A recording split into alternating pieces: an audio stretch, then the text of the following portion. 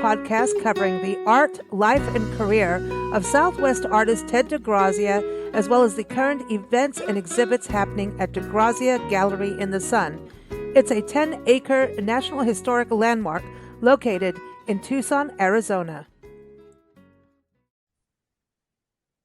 Hey, everybody. Welcome back to the Tales of Ted DeGrazia show, where every fourth Sunday we get to chat with Lance Labor, the Tucson dude, who is the executive director of DeGrazia Gallery in the Sun in Tucson, Arizona. And, you know, Ted DeGrazia is a famous Southwest artist and known also as one of the most reproduced artists in the world. And his gallery is a 10-acre historic landmark. It is beautiful. You can see the Santa Catalina Mountains. There's beautiful cactus gardens. There's definitely architecture there. It's the gallery itself is Adobe style, and it's got unique things like cholla cactus floors. And it's also got the little chapel, not the chapel, the mission. Why did I say the little chapel? It's a little chapel in the desert, Lance. Welcome back, by the way. How are you? Good. I'm good. How are you? Good. I don't think Ted DeGrazia would like me saying the little chapel. It's the mission. That's the mission. It's the mission in the sun, but, we slip sometimes and call it the little chapel. I mean, it kind of is what it is. Well, because the people do get married there, right? You do have like small weddings there.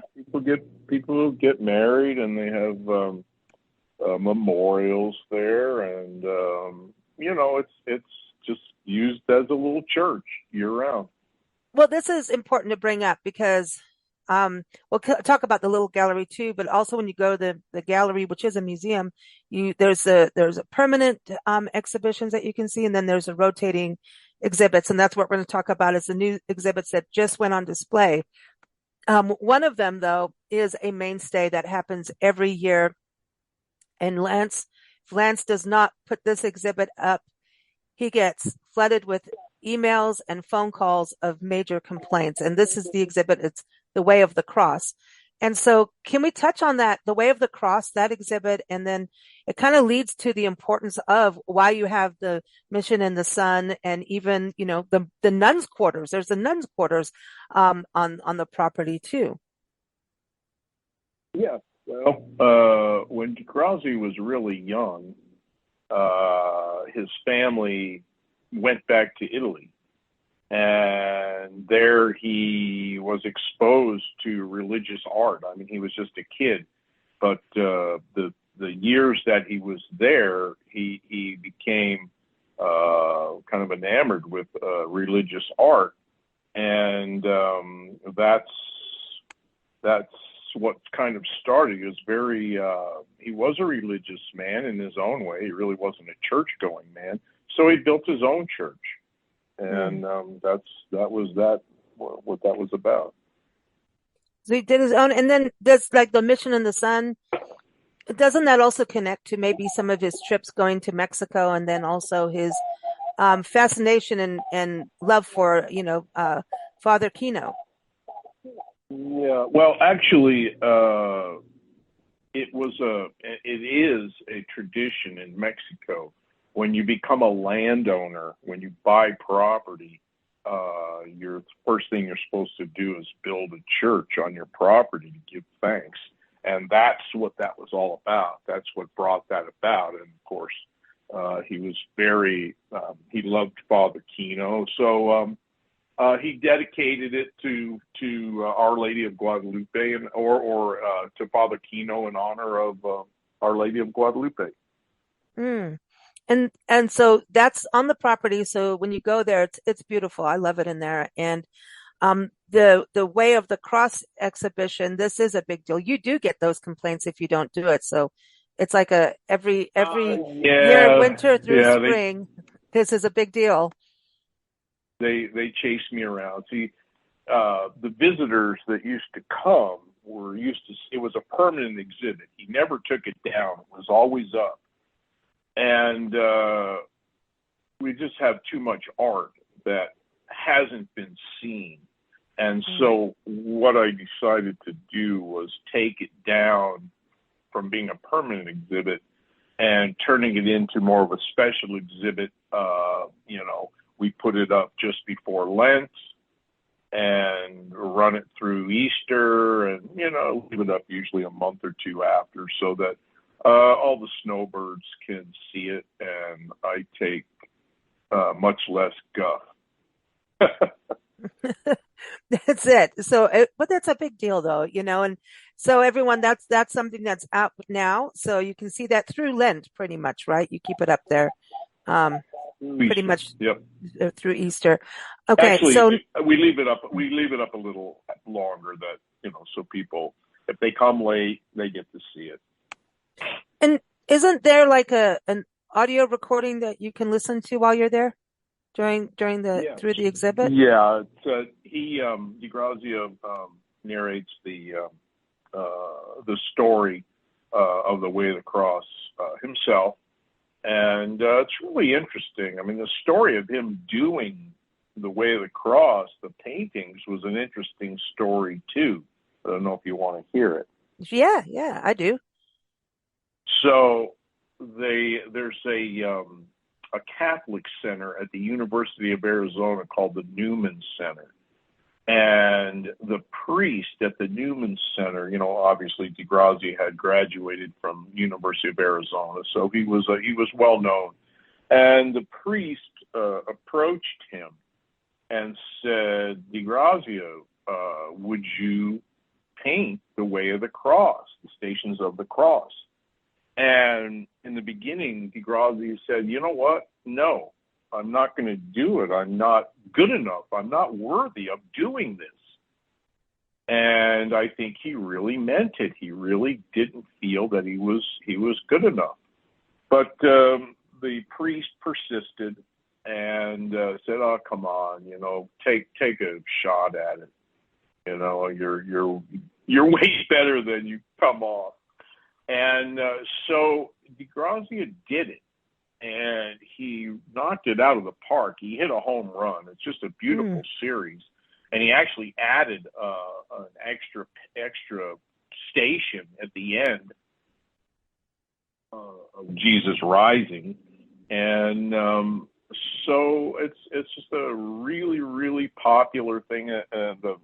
DeGrazia allowed the Newman Center. He gave them these things to put up, and they put them up, and I think they were up for about a year until they found out what the collection was worth, and they couldn't afford the insurance on it, and they freaked out and said, "Oh, DeGrazia, we can't afford this. You need to take them back." So Wow. he took them back and gave them prints. So they have reproductions that are put up, and that's the story of the Way of the Cross. Wow. Wow. So and here it is with his reproductions, right? Being so big with that. And I wanted to touch on his education, which, we were talking about, him being in Mexico. He famously studied under Diego Rivera and Jose Orozco. Clemente Orozco, right? Yeah, and so, he did all that, but then he also put himself through college, right? Through university, and that's where his music comes in. He was playing in a band to fund and worked as a landscaper to actually fund his schooling. Yeah, he worked during the day. He planted trees at the U of A, and he was like the yard guy. Helped build the wall around the university. There's a big lava rock wall that goes all the way around the school. It's huge, and he helped build that. And that's how he put himself through school. Wow. And then I know that one of the new exhibits is his master's thesis, and this was a big deal with what he did, because doesn't it have to do with color and music being put together? Okay, so his master's thesis was the relationship of color to sound, and he would play classical music and paint it. Rachmaninoff, Shostakovich, all of that. And he did half of the thesis was done in oil, and the other half was done in watercolors. I think he did a total of about 30 paintings. He did about 15 oils and about 15 watercolors, and very interesting. They're really interesting paintings, and those are the ones that are going up. Wow. Wow. And We've only didn't he? showed them a couple of times over the years, so Yeah. it's about time. But he actually did this as his thesis, like it was an actual paper, called Oh Art yeah, and yeah. its No, relation to music. this It's part of was music his master's. education. Yeah. Correct. And he tested over 350 students at the U of A, getting them to do Well, it, making them listen to the music and paint. yes, he did that, but then he devised a test that he gave to students, and that's going to be shown. That's going to be put up. And he also had this uh, machine. He had this Mm, giant machine with blinking lights and all this craziness that I wish we still had it today. We have some pictures of it, but it's one of the only things. DeGrazia saved everything, and whatever happened to this machine is a mystery because it's nowhere to be found, and hmm. it would be really interesting to have it. We have a couple pictures of him sitting at it, with the Yeah. lights blinking and Like a mad scientist. This machine thing. I interviewed a musician a couple years ago, and he does this with his music, and the lights flash. He attaches it to plants, like little wires to plants. So you can actually hear like the heartbeat of a plant, right? And then, so the heart, like you can see the plant's heartbeat, basically. I'm just saying it in a very, I wish he was on the show right now. He can explain it better than me for sure. But a plant is a living thing. It's a living organism. So there's a movement, right? So the lights would blink with the plant movement. Then he would play music, right? And then the lights would change right. according to the music on the plants because of how the plants were soaking up the music. Is that Oh, crazy? cool. And so when Yeah, I it's was pretty interviewing neat. him, I was thinking of DeGrazia the whole time, going, DeGrazia would flip out, dude. I could imagine if like what we have now in technology, like DeGrazia would be out there in saguaro cactus and all the trees, like, let's do this. You know what I mean? And then could you imagine his paintings from that? Like what we have now and going from what he was doing then. I mean, that was in the mid 40s, right? To now. I mean, it's pretty amazing what technology has done, but this is a science that I think even the time frame he did it, there was that book, The Secret Life of Plants, that came out, which is one of my favorite books on the planet because it is about, it's crazy. And some of it's been debunked, but I don't believe in the debunking. I'm still a staunch believer in plants having their own minds. But I would love to have, I just have a funny feeling that he would get into that. You know what I mean? About that connection. And Nancy's always been that way too It about was music and all up color. his alley, all of that Hmm. stuff. Hmm. Well, He was a very, very creative guy. well, color does something. Nancy, I know we've talked about this exhibit before. Nancy, as a painter, she's like, color represents different emotions. And so does music. So it makes sense what he's doing with that in regards to the color, the sound, what you're hearing, what you're painting, what colors you're using. But I want to know about that machine. That's some weird science stuff, man. That's cool. He's a Well, mad scientist. I'll see if I can send you a picture of it. Yeah.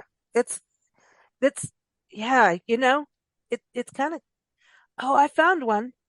It's That's crazy. There's one on Wikipedia of him. Yeah, yeah, Um, there is. yeah, and it's got this That's the big, photo we have. yeah, that's like a big cellophane purpley thing. Dude, that's crazy. It's cool, man. It I love this. I want to come Yeah, see this. We're gonna have, I wish I knew where it was. yeah, I wonder, huh? Huh. I hope he didn't I mean, burn it when he was burning his paintings. something that big just disappears. Who knows? One of the Hey, I'm on the, mysteries of Ted DeGrazia. well, hey, here's another thing that's new that I didn't know. Um, okay, being on the Wikipedia page, that's like a rabbit hole. I didn't know he was on the Today Show and, interviewed on the Today Show with that dude. Now I recognize that dude. Who was he? The guy with the big Yeah, mustache. Oh, man. Yeah, he was, he wow, look at him. he was on the Today Show, and he did a pastel. He did a chalk painting of I believe it was a little girl, and we have it. We have it in the collection, and NBC, done on NBC Today Show, first thing in the morning. Wow. Oh, he had to be there first thing in the morning. Ha! Yeah. He probably Well, was, but that was in his heyday. That's when he, was quite famous, and people knew who he was, and it's been many, many years. I don't even wow. remember the date of that. Now I'm like, it is a rabbit hole now because now I'm seeing like, we've talked about him, being friends with, famous people like Lee Marvin. And, but I didn't know he was friends with Olaf Weghorst, Olaf is like one of the most, I mean, he's got his own museum in San Diego Right. County, um, which Yeah, I've been to. they It's were big amazing. friends. Wow. Yeah, they And were big friends. Thomas Hart Benton, we've done probably 3 shows on Thomas Hart Benton. And he was just such a huge, because he was about being a regionalist. And I think DeGrazia, you've got, I never really thought of that, but DeGrazia is because of his Southwest approach to his art and telling the story of the people and the land. Um, so he is actually a regionalist. I wonder, God, could you imagine a conversation between those two artists? Holy cow. Well, That would be they were insane. also really good friends. Thomas Hart Benton uh, did a painting of DeGrazia. DeGrazia did a painting of Thomas Hart Benton. What? Yeah, no, there was a lot of communication, and they were friends. They were good friends. That's crazy. I did not know that one. There's always something new when you come on. And Iron Eyes Cody, by the way, too. That's cool. He's cool. Nice, Cody. Right, right. Yep. Yep. That's amazing. And look at that one actress. Okay, this is crazy. That's a rabbit hole. But okay, let's go back to the regionalism, right? So one of the other new exhibits that's out now, everyone, it just went up, is about the Tohono O'odham Rodeo. Um, Number one, the Tohono O'odham people. That's the local Tucson tribe, right? Yeah, there's 2 tribes. There's the Tohono O'odham. They were formerly known as the Papago Indians, and then they just took on their own name instead of using the ones that the Spanish gave them. And then the Yaqui Indians, who are from Mexico. So there's 2 tribes in Tucson. Yeah. And so now the rodeo. DeGrazia he was just really close to both tribes. And the rodeo, there's a rodeo in Sells, Arizona, where Sells is on the reservation, Tono Reservation, just south of Tucson. And so they have a rodeo every year. They do a rodeo. And it was something he used to like to go to. And it's very interesting. The series is beautiful. I love it. So There's. Go ahead. I'm sorry. Is it different than the one, because you have a rodeo section in the permanent collection? So this is different, or is it expanded? The same one? We really don't have a rodeo section in the permanent. No, this is something we put up occasionally. I mean, DeGrazia. Okay. We do have the bullfight. Maybe you can. Oh, that's what I'm thinking of. That's right. That's what I'm thinking of is the bullfight. Okay, that's right. The bullfight's in the permanent collection, so the rodeo is different. I might have seen it one year when it came out to the gallery. I think we've had it up maybe once in the last 20 years. Wow. Wow. And the I'm Tucson going up Rodeo now. happens this time of year too, doesn't it? Like in the winter, spring, the Tucson Yes, it Rodeo. does. Yes, it does. But Hmm. they're two different rodeos. The Tucson Oh, Rodeo is completely different from the Tohono O'odham Rodeo. okay, that makes sense. You know, that does. So his paintings.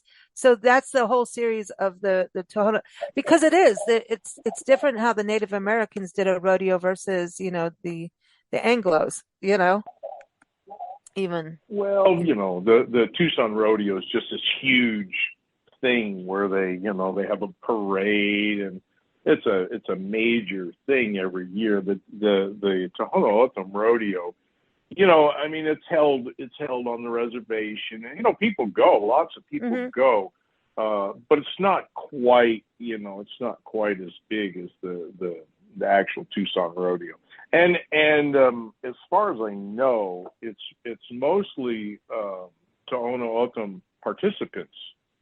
Mm, It's not like cowboys coming from all over the country. Uh, it's their own rodeo. mm, that's cool. So those are the new exhibits. The other thing I wanted to bring up too is that the little gallery is still going. That's something that happens every winter through spring through April. I think you have artists visiting resident, like artists in residence almost, right? And sometimes they're Right. painting in there that so you can get a little bit of a demonstration too. Yeah, they everybody comes. They get 2 weeks to show and sell their work, and a lot of them work in there, and so that's what's going on now. There is I'm sorry, I don't know her name. There's two ceramicists in there now Oh, cool. Yeah, showing their because work. it's all, yeah, and everybody, if you go to DeGrazia.org, you can get the information on the exhibits we're talking about. Also get information about the little gallery, so you can see that and all of the events that happen. But the little gallery it is neat that I think that it's almost like his way. Was he doing that, the visiting artist, before he passed away, or is that something that the foundation No, decided to do? no, yeah, it was closed, and then after DeGrazia died, Mrs. DeGrazia, Marion DeGrazia, decided that she wanted to open it up and help, struggling artists. Hmm. She remembers exactly what her life was like and what his life was like when they were, starting out and really trying to make it. And so she felt a little responsibility to try to help out other artists, and that's been going on since 1983, Wow. 82 or 83. It's been Wow. going on a Wow. long And time. yeah, I want to say the ceramic artist was Carla Prinster and Carrie Wilson. That Thank is you. closing as of, yeah, yeah. But I know as we're recording this a little bit, before the air date here, and as of today's show, that's airing now, starting Sunday, every fourth Sunday, right? We've got Kristen Harvey. She's a two-dimensional flora and fauna artist, depicting the Sonoran Desert. Then mid-February, you have John George, who does three-dimensional crystalline glazed porcelain. Then the end of February into the beginning of March, you have D. Ruff, who does two and three-dimensional color field contemporary abstract mosaic mixed media. That's a mouthful. That's cool. And then middle of March, you got Chip Travers, two-dimensional Southern Arizona culture. And then the end of March to April 5th, when that's the end of the little gallery for the season, you have Charlie Gaskill, who does two-dimensional color black and white photographs of elements of the Sonoran Desert. So do you have repeat artists that come in, or is it always someone new? Or people just like, hey, I want to come back and do it Um, again? well, people, once they've had 2 weeks in there, they love it. And of course, there's not a one of them that wouldn't want to just say, "Hey, I want this gallery for my own. I want to be here permanently." We make them wait 3 or 4 years in between shows so that other people can have a chance. Okay, I see. Yeah. Well, hey everyone, it's the season to go to the gallery. It is beautiful, and I know Arizona's getting a little bit of rain, which is great. And then February, March is when I think your cactus garden starts to bloom a little bit. It's starting in February, depending on the weather, right? February, March, maybe Yep. more March. Yep, beautiful And, time. And then around springtime. yep, and then April, May. May starts with the saguaro blossoms. Ooh, I do miss those saguaro blooms, man. And then watching the doves get in there and I miss it. That's the thing. I miss saguaro cactus. Traveling across the country, that's the one thing. It's like you look out windows, like, where's my saguaro? It's part of the I'll send you a element. picture. Thank you. Hey, DeGrazia painted a lot of them, and he did that. Remember that one exhibit you did where it showed the ceramics he did as well of the saguaro cactus. You remember there's those like Yep. like The almost like a cactus bowl. bowls. Yeah, that's Yep. cool. That's cool. Well, everyone, again, we're here every fourth Sunday talking about Ted DeGrazia, and there's always something, new to learn about this man. And the best thing, though, is to go to the gallery itself. It is open. You're open almost every day, right? Pretty much. We are open every Yeah. day.